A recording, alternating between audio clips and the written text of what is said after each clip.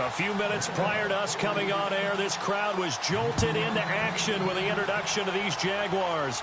They're set for football as the Jags are ready to match up with the Minnesota Vikings. And he'll take this one near the 25, call it the 26-yard line.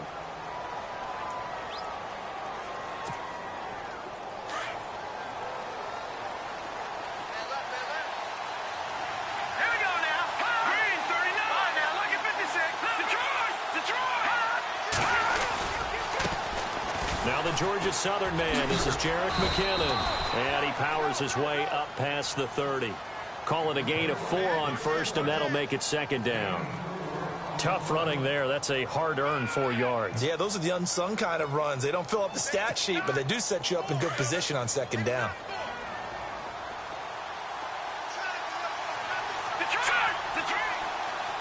And on the outside, they're playing press coverage. Now Keenum throwing on second. Throwing for his running back, and he's got him complete. 4 yards on the pickup, and that is going to set up a 3rd and 1. So many times you hear today's NFL described as a space game. Get your best players into space with the football in their hands. That's why sometimes you swing it out to your runner, get him out in the flat, and let him have a chance to make people miss an open field. And he will have the first down as he's brought down up near midfield. A good gain of 14 there, and it moves the chains.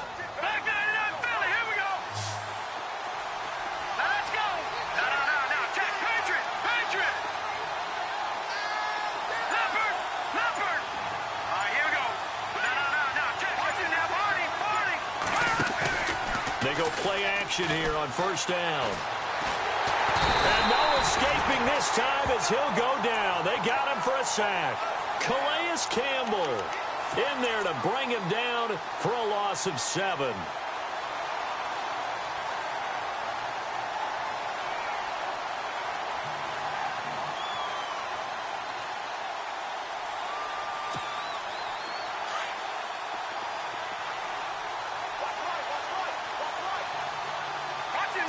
Possible run anticipation here as the D-line sandwiches together. To throw is Keenum, finding his safety valve here. That's complete. And out of bounds on the other side of midfield at the 45. A good pickup there, 13 yards as they get closer for 3rd down. Completed pass on 2nd down. Now it's 3rd down as the defense looks for the stop. From the gun, it's Keenum. And he finds Cook. Past the 20. And he will score. Touchdown, Vikings. A big play there. 45 yards. And the Vikings have taken a first-quarter lead.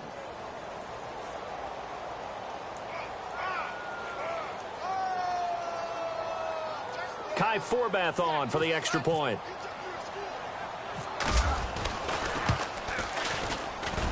He's got it, and the Vikings take a 7-0 lead.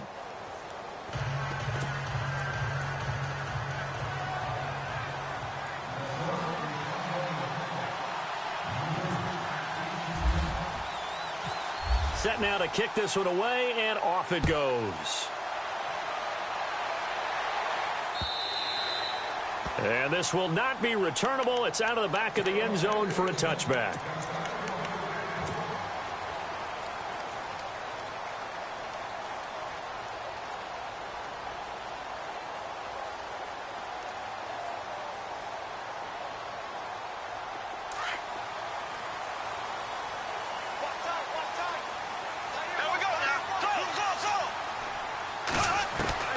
Bortles now on first down.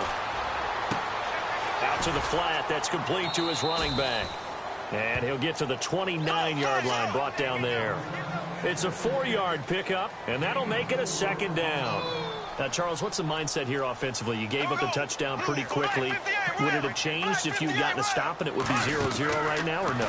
I wouldn't think so. I think in most cases, just down a touchdown, you know, I mean, we're just getting started here. It should be a long way to go.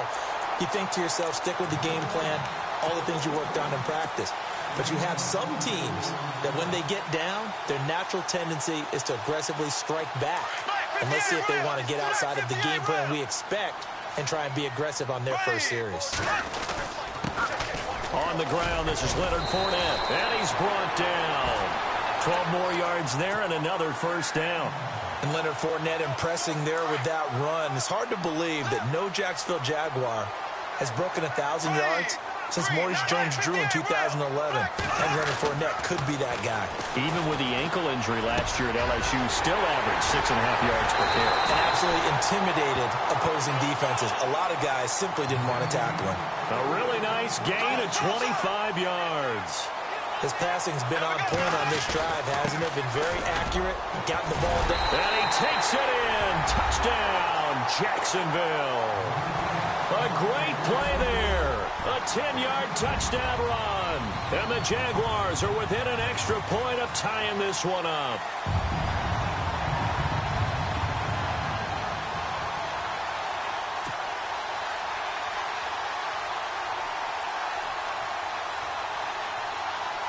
Josh Lambo now for the point after. It's good, and we're all tied at 7 apiece.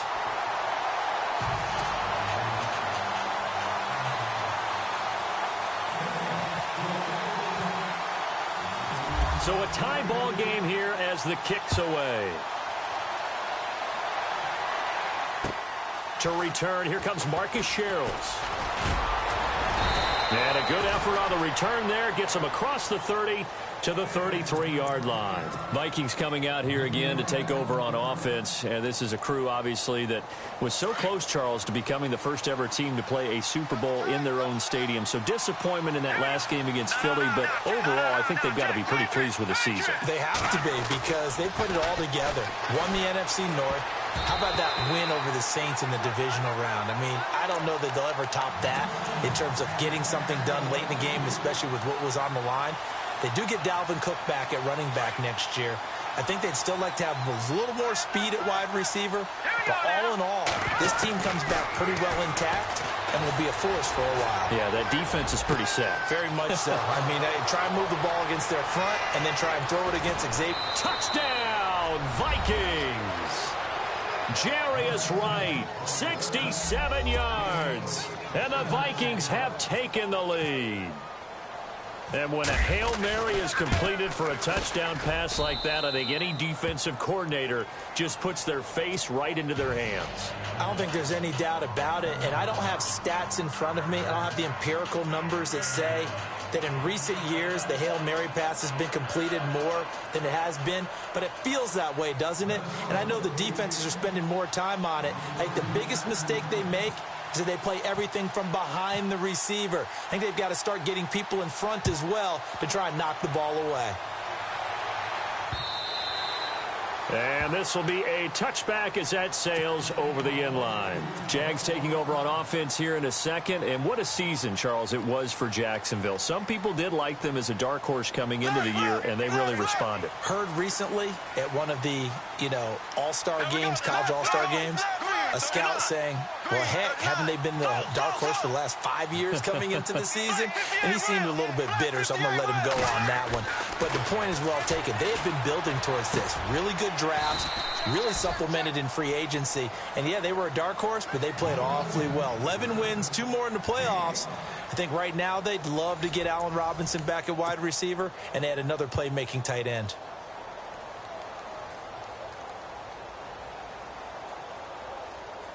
So they complete the pass, and now they face a second down. Shift together here from the D-line.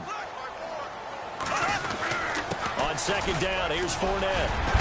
And brought down, but not before reaching the 45-yard line. 16 yards that time on the pickup for the Jags and a first down. Well, there's a reason he was the first running back taken. You saw the ability there, the ability to be physical and get downhill. And how about him breaking off a nice gain there? There's some Adrian Peterson comparisons out there now. That's high praise. Do you think that they're warranted? Running style, very similar. I know the toss play begins with the guy taking the snap and turning around and tossing it to the runner. But where the real intrigue is, can they seal the edge, whether it's an offensive tackle or a tight end, in the direction they want to run the football? If they do that, that's the result that you get, that type of a gain. If they don't, oftentimes it's not a very successful play.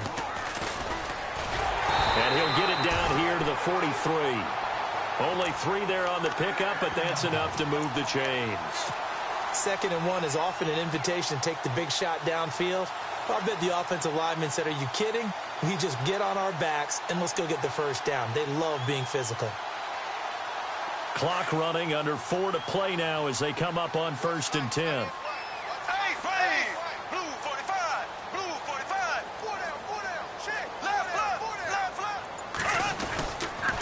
They'll toss it to Fournette.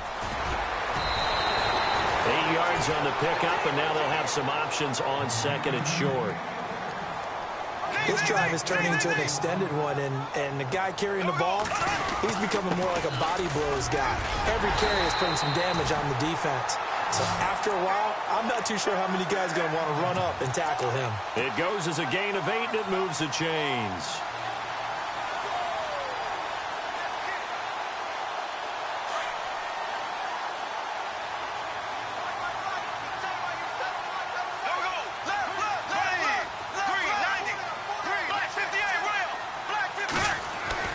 Throwing on 1st down is Bortles. Into heavy traffic, and it's intercepted. Picked off by Harrison Smith. And a big turnover there as his guys will get the football back. Before the offense changes hands here, let's look back to the Super Bowl February 5th. What a game. I know you were there calling it offensively, though. Impressive on both sides. It certainly was, and let's face it, if you're in Minnesota, it's cold outside, but you talk about the offenses, they heated up in a big way. And how about Nick Foles? The backup quarterback turned MVP.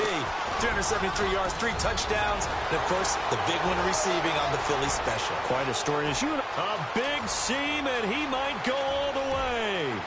Touchdown, Vikings. Jerick McKinnon taking it in. And the Vikings get the quick strike touchdown. And those are the highlight reel runs you dream of right there. When he gets a seam and just gets through it, how about the explosiveness, the burst to get there to begin with, and then once he's in full gallop, good luck trying to track him down. And those plays so demoralizing for the defense. Absolutely, because you've done so much work trying to keep people in front of you. When they're past you and behind you, that's a tough one to swallow. Solid return, pretty good field position. They'll start at the 32-yard line. So the football switching hands here in just a second.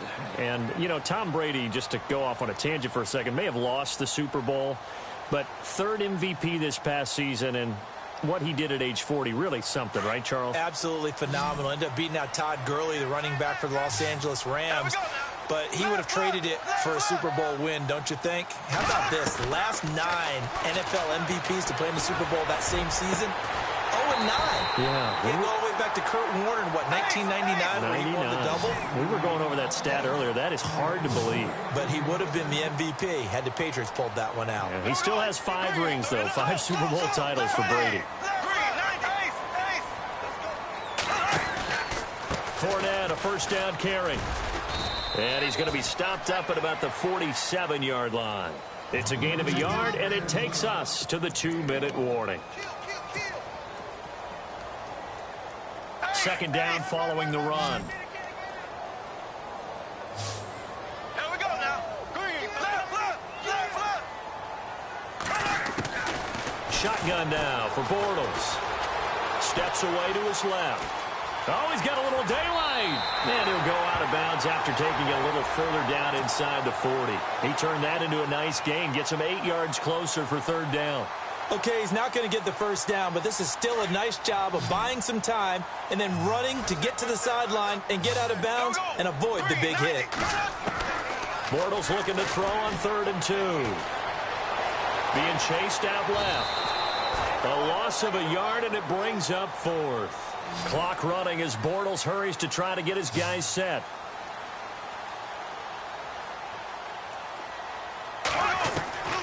Bortles to throw for it on 4th down.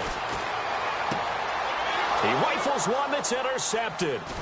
Xavier Rhodes with a pick, and they will take over possession of the football at their 42-yard line. CD, I want to get your thoughts on some potential free agents this offseason before we change the possession here. Now, caution, many of these guys could be re-signed, I know, but who are some of them? Kirk Cousins is one. Yeah, we're talking about difference makers. Kirk Cousins at the quarterback position. He's going to be coveted around the league for... There he goes, right side. Touchdown!